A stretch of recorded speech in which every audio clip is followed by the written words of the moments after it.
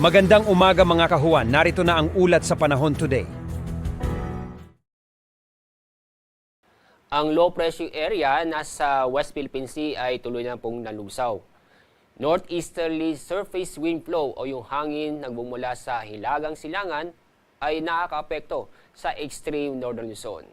Samantala, itong bagyo o tropical depression nasa labas po ng ating Philippine Area of Responsibility. Inyong makikita, napakalayo sa ating bansa, nasa 2,605 kilometers east-northeast ng extreme northern Luzon.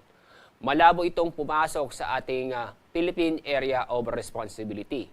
Inyong mapapansin ang cloud cluster o yung kumpulan ng mga kaulapan dito sa may East Philippine Sea. Dulot po yan ng trough ng bagyong nasa labas ng ating Area of Responsibility.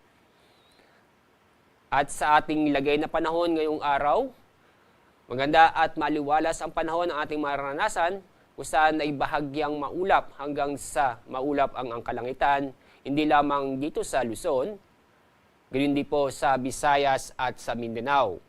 Bukod sa maganda at maliwalas na panahon, may tsansa pa rin po ng mga isolated na mga pag-ulan o mga biglaang buhos ng ulan dahil sa localized thunderstorm.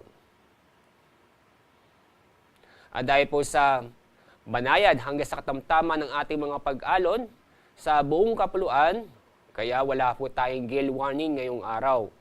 Safe naman po pumalaot ng ating mga kababayan, pero mag-ingat pa rin po tayo dahil sa mga nabubuong thunderstorm, kadalasan yan sa hapon o sa gabi.